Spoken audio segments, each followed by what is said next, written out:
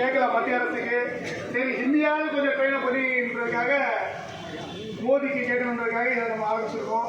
இந்த நிகழ்ச்சிக்கு முதல்வராக வரவேற்புரையாக காஞ்சி மண்டல மாவட்ட செயலாளர் இருந்து மிக சீரிய பணியேற்றி இந்த காஞ்சி மண்டல செயலாளர் திரு ஸ்ரீதி பாணி அவர்கள் வரவேற்புரையாற்றுவார்கள்.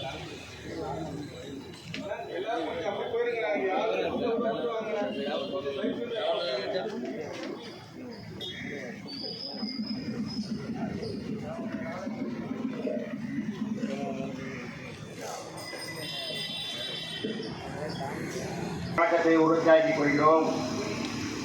இந்த ஆர்ப்பாட்டம் மாபெரும் ஆர்ப்பாட்டம். அதாவது அமேசானை தடை செய்யாமல் சுதேசி வணிகத்தை எப்படி காக்க முடியும்? அந்த மாபெரும் ஆர்ப்பாட்டத்திற்கு வருகை தந்திருக்கக்கூடிய தமிழ்நாடு வியாபாரி சங்கத்தினுடைய நம்மளுடைய மாநில தலைவர் மதிப்புக்குரிய அண்ணாச்சி முத்துக்குமார் அண்ணாச்சி அவர்களை உங்கள் சார்பாகவும் எனது சார்பாகவும் வருக வருக என வரவேற்கிறேன். மற்றும் நம்மளுடைய மாநில செயலாளர் அன்னதான பிரபு என்று அழைக்கப்படும் அன்பு அண்ணாச்சி ராஜா அண்ணாச்சி அவர்களையும் வருக வருக என வரவேற்கிறோம். நம்மளுடைய தமிழ்நாடு வியாபாரி சங்க பேரவையின் மாநில பொருளாளர் மதிப்புக்குரிய அண்ணாச்சி பொன்னுச்சாமி அண்ணாச்சி அவர்களையும் வருக வருக என வரவேற்கிறோம். இந்த ஆர்ப்பாட்டத்திற்கு கோவை மாவட்டத்திலிருந்து வந்திருக்கக்கூடிய அண்ணன் மண்டல தலைவர் கோவை மண்டல தலைவர் சுதர்சன் அண்ணாச்சியும் அவர்களோடு இணைந்து வந்திருக்கக்கூடிய அனைத்து நிலை நிர்வாகிகளையும் வருக வருக என வரவேற்கிறோம். மற்றும் உடுமலைப்பேட்டையில் இருந்து வந்திருக்கக்கூடிய அனைத்து நிர்வாகிகளையும் உங்கள் சார்பாகவும் எனது சார்பாகவும் வருக வருக என வரவேற்கிறோம். மற்றும் நெல்லை மாவட்டத்திலிருந்து வந்திருக்கக்கூடிய அனைத்து நிலை நிர்வாகிகளுக்கும் தலைவர்களையும் வருக வருக என வரவேற்கிறோம்.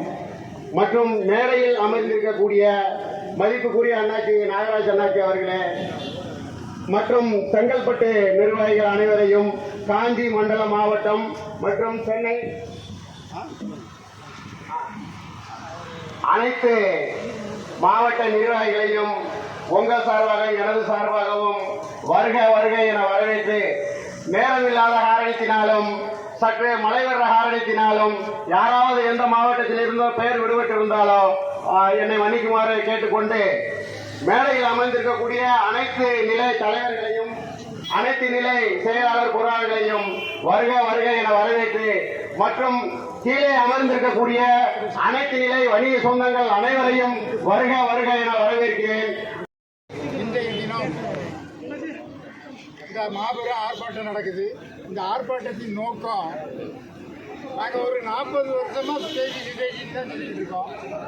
இந்த வருஷம் தான் பாரத பிரதமர் அவர்கள் மக்கள் சுதேசி பொருளை உபயோகிக்கணும்னு வாய் திறந்துருக்காங்க. அது எங்கள் கோரிக்கைக்கு கிடைத்தது. ஆனால் அது முழுமையாக கிடைக்கணும்னா சுதேசி பொருள் மக்களுக்கு சுதேசி கடைகளில் கிடைக்கணும். அந்த ஃப்ளிப்கார்ட்டு அந்த அமேசான் போன்ற அந்நிய நிறுவனங்களை நமது மண்ணில் இருந்து அகற்ற வேண்டும். அதான் இந்த போராட்டத்தின் நோக்கம். இன்னைக்கு வில்லிங்கார் ட்ரம்ப் நான் அந்நிய நாடுகளின் மீது 50% வரி விதித்ததினால் ஏகப்பட்ட வரி குவிந்துவிட்டது. அந்த வருமானத்தில் தனிப்பட்ட ஒவ்வொரு அமெரிக்கனுக்கும் 1,17,000 கொடுக்க போகிறேன்னு சொல்லியிருக்காரு.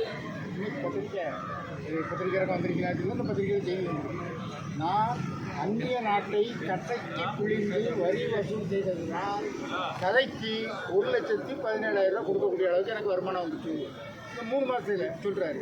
அதை நீங்களும் கைப்பிடிக்கணும். இந்தியாவும் அந்நிய பொருளுக்கு 100% அறிவிங்க. எல்லா பொருளும் நம்மகிட்ட இருக்க. நீ ஏன் பாமாயில் இறக்குமதி பண்ணுறா? இங்கே நல்லெண்ணெய் கடலெண்ணெய் இங்கே இருக்க. நீ உள்ளூர் பொருளாதாரத்தை நீங்கள் வளர்க்கணும்னா அந்நிய பொருளை பயிர் கட்டிருங்க. அதுதான் பிரதமரை நோக்கி நாங்கள் இந்த பேட்டியை கொடுத்துருக்கோம். இந்த போராட்டத்தை நடத்துகிறோம். அதே போல் உள்ளூர் வணிகர்களும் இன்றைக்கி அண்டை மாநிலத்தில் இருக்குங்க. கேரளாவில் லாட்ரி கேட் இருக்குது. எல்லா மாநிலத்திலையும் பால்மராக இருக்கான். எல்லா மாநிலத்திலையும் என்ன கான்ஸு கல்லுக்கில்லு எல்லாம் இருக்கான். தமிழ்நாட்டில் மட்டும் கொகை கஞ்சா அது கிடைக்கும். ஏன் அது 5 ரூபா, நீ 5 ரூபா பான் பராக்க ஓப்பன் மார்க்கெட்டில் விற்றா அவங்க 10 ரூபாய்க்கு கிடைக்கும்ல. ஏன் 50 ரூபா கொடுத்து வாங்க மாட்டாங்க? ஒரு லாரி ஓட்டுறான், ஒரு வண்டி ஓட்டுறான், அவ்வளோ பேரும் யார் பான் பராக்கு போகலான்னு இருக்காங்க. அதை ஏன் திருட்டுத்தனமாக வியாபாரம் பண்ணிட்டு விற்காம இருக்குதா? எல்லா கடையிலும் இருக்குது. 5 ரூபாய்க்கு கிடைக்க வேண்டிய பார்த்து 50 ரூபாய்க்கு கிடைக்கும். ஓப்பன் பண்ணி விட்டுருவோம். கேரளா லாட்ரி சீட்டு விற்கிறது ஓப்பன் பண்ணி விட்டுருவோம். என்ன கலாச்சாரத்தில் அப்படியே மூடி மறைச்சி வச்சுருக்கிறீங்க. ஆக தமிழகத்தை மட்டும் ஏதோ ஒரு நோக்கத்தில் வஞ்சிக்கிறாங்க.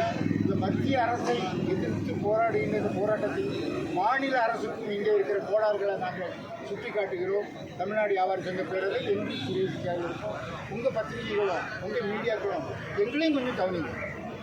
எல்லார் செய்தியும் வருது, எங்கள் செய்தியும் 2 வார்த்தை எழுதினீங்கன்னா இப்படியே ஒரு சங்கம் இருக்குது. என்ன யாருக்காவது தெரியுமாங்க? நான் 40 வருஷமாக சங்கம் சும்மா சொல்கிறேன். 40 வருஷமாக சங்கம் நடத்துகிறேன். என்கிட்ட இருந்து தான் எல்லாரும் பிரிஞ்சு போனாங்க. என்னையும் யாருக்காவது தெரியுமா? எந்த செய்தியாளருக்காக தெரியுமா? ஆகவே எங்களையும் கொஞ்சம் பாருங்கள் உண்மை. ஏன்னா அந்த விஷயம் மாதிரி எங்களையும் அழிச்சிடாதீங்க. தன்னுடைய சொத்து சுகங்கள் எல்லாத்தையும் இழந்து சுதேசின்னு பொருள் கொடுத்தவர் சிதம்பரனார். அவர் படிக்கிறது அவங்க அப்பா தனியாக பள்ளிக்கூடமும் கட்டி கொடுத்தாரு. இந்த கொள்கையோடு தமிழ்நாடு வியாபாரி சங்கம் பயணிக்கிறது. எங்கள் கருத்துக்களை அரசு கவனத்திற்கு மக்கள் கவனத்திற்கு கொண்டு செல்ல வேண்டிய கடமை பொறுப்புணர்வு உங்களுக்கும் இருக்கிறது. நன்றி.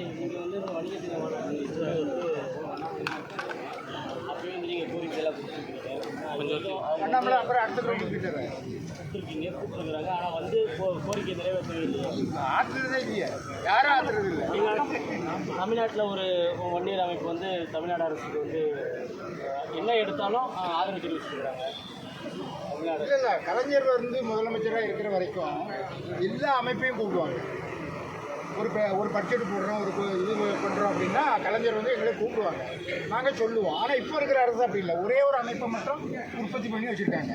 அது நல்லதோ கெட்டதோ அவங்க சொல்கிறத கேட்குறாங்க. மற்றவங்கள அவங்க ரொம்ப கேவலப்படுத்துகிறாங்க. இந்த அரசு எல்லோரையும் கூப்பிடுறோம். எல்லோரும் என்ன இப்போ அவன் என்ன குரல் கொடுக்குறான்ப்பா, ஏதோ சத்தம் போடுறான், என்னது கேடு அப்படின்னு முதலமைச்சர் சொல்லணும். எல்லாருக்கும் தானே முதலமைச்சர். தமிழக அரசு தவறான பாதையில் போகுது. அதை உங்கள் மூலமாக